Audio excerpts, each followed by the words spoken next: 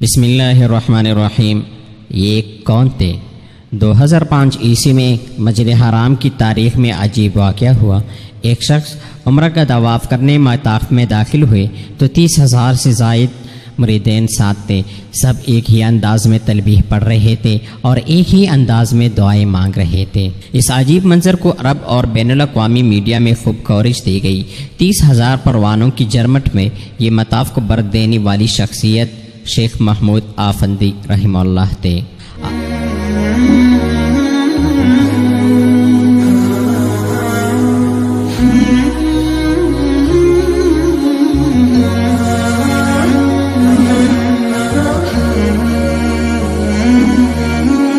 عالم اسلام کی نامہ اور روحانی و علمی شخصیت، ترکی میں احیاء دین کے مرکزی کردار اور عظیم مصلح و داعی الشیخ محمود آفندی کچھ دن قبل انتقال کر گئے۔ لاکھوں انسانوں کی زندگیاں بدلنے والے مرشد کامل کے سانح ارتحال کو ملت اسلامیہ کا ناقابل اطلافی نقصان قرار دیا جا رہا ہے۔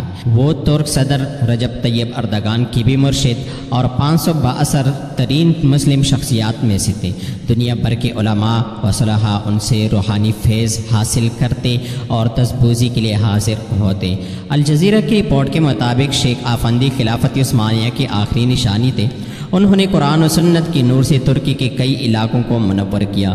ترکی میں بہت سے ایسے علاقے ہیں جہاں آپ کو ہر شخص مکمل اسلامی لباس اور وضاقت میں نظر آئے گا۔ اس کے پیچھے جس شخصیت کے ان تک محنت کار فرما ہے وہ شیخ آفندی رحمہ اللہ ہی ہے۔ الشیخ محمود آفندی رحمہ اللہ 1929 میں ترکی کی صوبہ طرابزون کے اوف نامی گاؤں کے ایک دیندار گھرانے میں پیدا ہوئے، جو کہ ترک صدر اردگان کی جائے پیدائش حریزے سے متصل شہر ہے۔ دینی ماحول میں پرورش ہوئی۔ شیخ نے صرف 6 سال کی عمر میں قرآن مجید حفظ کر کے والدین کو سنایا، پھر دینی علوم کی تحصیل میں لگ گئے۔ لیکن یہ وہ زمانہ تھا کہ خلافت عثمانیہ کی سقوط کے بعد کمال اتاتورک ترکیہ سے اسلام کے نقش قدم کو کرجنے میں مصروف تھا۔ مدارس استبل میں بدل چکے تھے، اس لیے محمود آفندی رحمہ اللہ نے مختلف شیوخ کی خدمت میں حاضر ہو کر دینی علم حاصل کرتے رہے۔ شیخ تسبیح زادہ سے نحو صرف اور دیگر علوم عربیہ حاصل کیا۔ پھر شیخ محمد راشد عاشق کوتلو آفندی رحمہ اللہ کی خدمت میں رہ کر ان سے قرات اور علوم قرآن کی تعلیم حاصل کی۔ بعد ازاں شیخ محمود آفندی رحمہ اللہ نے شیخ درسون فوزی آفندی مدرس مدرسہ سلیمانیہ سے دینیات، تفسیر، حدیث، فقہ اور اس کے ماخذ علم کلام اور بلاغت اور دیگر قانونی علوم کی تعلیم حاصل کی۔ مذکورہ اساتذہ سے انہوں نے علوم عقلیہ و نقلیہ میں اجازت حاصل کی۔ اس وقت وہ 16 سال کی عمر میں تھے۔ شیخ محمود آفندی رحمہ اللہ نے روحانی سلسلہ نقش بندیہ کی اجازت اپنے شیخ احمد آفندی مابیسونی رحمہ اللہ سے حاصل کی۔ پھر توفیق الہی سے آپ کی زندگی میں ایک نیا موڑ آیا۔ آپ رحمہ اللہ فوج میں چلے گئے۔ اس دوران ایک نئے مرشد و مربی کے ساتھ اپنی عملی زندگی کو پروان چڑھانے کا موقع ملا۔ ملٹری سروس کا مرحلہ ان کی زندگی کا ایک روشن صفحہ اور عملی زندگی کا ایک نیا باب تھا، جس میں ان کی ملاقات ان کی شیخ و مرشد علی حیدر اسکوسی رحمہ اللہ سے ہوئی۔ ان سے آپ نے بہت کچھ سیکھا اور ان علوم و معارف اور روحانی کمالات حاصل کی۔ بعد ازاں وہ مسجد میں امامت کے ساتھ اپنے گاؤں کے طلباء کو بھی پڑھاتے رہے۔ انہوں نے سال میں 3 ہفتے ترکیہ کے اطراف کی دعوتی و تبلیغی سفر کے لیے وقف کر رکھا تھا۔ وہ اگرچہ حنفی تھے لیکن انہیں چاروں فقہی مسالک پر مکمل مہارت حاصل تھی۔ دین کی خدمت کے لیے انہوں نے عظیم مجاہدات و ریاضات برداشت کی۔ کہتے ہیں کہ وہ ایک مسجد میں 18 برس تک لوگوں کو نماز کے لیے دعوت دیتے رہے، لیکن کوئی بھی تیار نہیں ہوا۔ 18 برس کی مسلسل محنت کے بعد کچھ لوگ نماز کی طرف راغب ہوئی۔ انہیں یہ اعزاز بھی حاصل ہے کہ جب سیکولر حکومت نے تمام عربی کتب پر پابندی عائد کی تو انہوں نے دینی علوم کی اشاعت کے لیے اشاروں کی زبان سے تدریس کا سلسلہ جاری رکھا اور طلباء کو اشاروں سے پڑھاتے رہے۔ ایسا بھی ہوا کہ وہ طلباء کو لے کر کھیتوں میں نکل جاتے اور انہیں پڑھانا شروع کر دیتے۔ جیسے ہی فوجیوں کو آتا دیکھتے تو طلباء کو لے کر کھیتی باڑی میں مشغول ہو جاتے اور انہیں یہ تاثر دیتے کہ ہم درس و تدریس نہیں بلکہ کھیتی باڑی میں مشغول ہیں۔ شیخ آفندی رحمہ اللہ نے جرمنی اور امریکہ سمیت کئی ممالک کے دعوتی اور تعلیمی دورے کیے۔ پھر 1954 عیسوی میں استنبول میں اسماعیل آغا مسجد کے امام مقرر ہوئی۔ 1996 عیسوی میں ریٹائر ہونے تک وہی رہے اور وہ استنبول میں درس و تبلیغ کرتے رہے۔ وہی ان کی خانقاہ بھی ہے جہاں ترکیہ سمیت دنیا بھر سے لوگ آ کر ان سے سے روحانی فیض پاتے رہے۔ وہ ایک عظیم فکری و عملی منہج قائم کرنے میں کامیاب رہے جس کی بنیاد دعوت دین، احیاء سنت اور ریاستی حکام سمیت معاشرے کے تمام طبقات کی حق کی طرف رہنمائی تھی۔ انہوں نے ایسا اسلوب اختیار کیا جس میں حق اور باطل میں واضح فرق قائم ہو جائے۔ استنبول میں 12 ستمبر 1980 عیسوی کو پیش آنے والی دوسری بغاوت سے پہلے اور 80 کی دہائی کے اوائل میں ملک میں پیدا شدہ انتشار کے دوران دائیں اور بائیں بازو کی جماعتوں کے درمیان شیخ آفندی مضبوطی کے ساتھ یہ آواز بلند کر رہے تھے کہ ہمارا قومی و ملی فریضہ ہے کہ ہم نیکی کا حکم دیں اور برائی سے روکیں، اور ہمارا فرض لوگوں کو زندگی بخشنا ہے، انہیں مارنا نہیں۔ شیخ آفندی رحمہ اللہ کی فوج اور سیکولرزم کے ساتھ جدوجہد کی روشن تاریخ ہے۔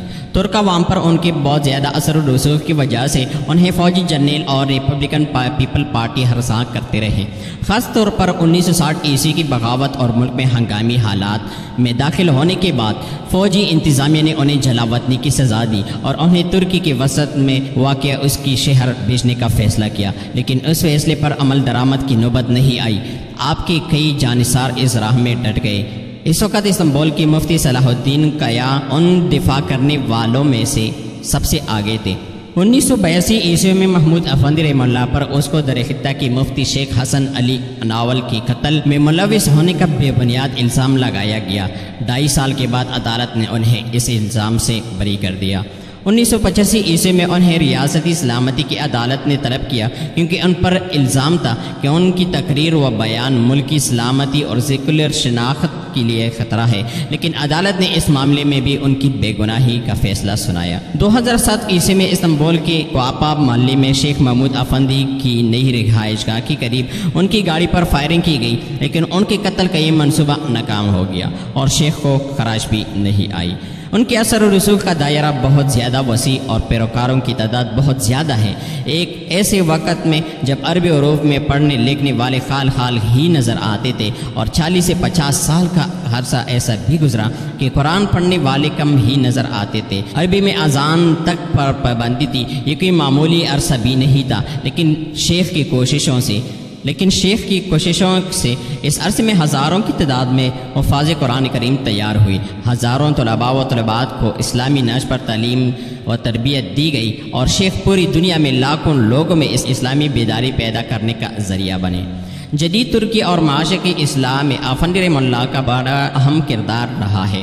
ایسے وقت میں جبکہ ترکی دیریت کی دہلیز پار کر چکا تھا، اسلامی شاعر کو پامال کیا جا رہا تھا، تب مرد از غیب بیرونی آیت کے مطابق اس مرد مصلح نے توحید و اصلاح بلکہ اعلاء کلمہ حق کا آواز بلند کیا۔ اسی وجہ سے انہیں بعض اہل علم ترکیہ کا مجدد بھی کہتے ہیں۔ ترکی زبان میں آپ کی زبردست تفسیر روح الفرقان عظیم علمی کارنامہ ہے۔ 2010 عیسوی میں 42 ممالک کے 350 اسکالر اور ممتاز ماہرین تعلیم کی موجودگی میں شیخ محمود آفندی نقشبندی کو انسانیت کی خدمت کے لیے بین الاقوامی سمپوزیم ایوارڈ سے نوازنے کا فیصلہ کیا گیا۔ یہ ایوارڈ پیش کرنے کی تقریب میں شرکت کے لیے ہزاروں اسکالر استنبول پہنچے۔ اکتوبر میں استنبول میں ان کے لیے ایک اعزازی تقریب کا انعقاد کیا گیا۔ 24 اکتوبر 2010 عیسوی کو انہیں امام محمد بن قاسم النانوتی ایوارڈ سے نوازا گیا، جو اسلامی دعوت کے میدان میں اپنا اثر و رسوخ چھوڑنے والی شخصیات کو دیا جانے والا ایوارڈ ہے۔ یہ ایوارڈ بانی دارالعلوم دیوبند حجت الاسلام مولانا امام قاسم نانوتی رحمہ اللہ سے منسوب ہے۔ 2005 عیسوی میں مسجد حرام کی تاریخ میں عجیب واقعہ ہوا۔ شیخ آفندی رحمہ اللہ عمرہ کرنے آئی، وہ طواف کرنے مطاف میں داخل ہوئی تو 30,000 مریدین ساتھ تھے۔ سب ایک ہی انداز میں تلبیہ پڑھ رہے تھے اور ایک ہی انداز میں دعائیں مانگ رہے تھے۔ اس عجیب منظر کو عرب اور بین الاقوامی میڈیا میں خوب کوریج دی گئی۔ شیخ آفندی رحمہ اللہ کی جماعت تشدد پر یقین نہیں رکھتی۔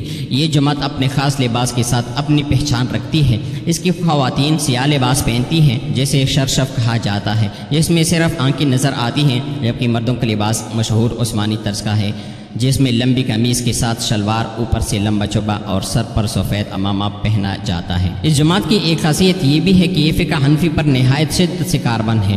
اس لیے یہ سوائے مچھلی کی کوئی سمندری جانور کے گوشت کو ہاتھ نہیں لگاتے۔ اسی طرح جتنی بھی سردی ہو یہ جرابوں پر مسح نہیں کرتے۔ عربی نہایت فصیح لہجے میں بولتے ہیں، جبکہ قرآن فہمی بھی اس جماعت کا خاصہ ہے۔ استنبول ان کا مرکز ہے، خاص کر کے علی عتیق کا علاقہ ان کا گڑھ ہے۔ یہاں جا کر آپ کو مدینہ منورہ کا گمان ہوتا ہے۔ اس جماعت کا بہت بڑا ووٹ بینک ہے، اس لیے سیاسی قائدین شیخ کی خانقاہ میں حاضری دیتے رہے ہیں، خاص کر کے صدر اردگان اور سابق وزیر اعظم احمد داؤد اوغلو وغیرہ یہاں آتے رہے ہیں۔ تو ذرائع کا کہنا ہے کہ 2016 عیسوی میں اردگان کے خلاف بغاوت کو ناکام بنانے میں بنیادی کردار اس جماعت کا تھا۔ سب سے پہلے علی عتیق کے لوگ ہی سر پر کفن باندھ کر میدان میں اترے تھے۔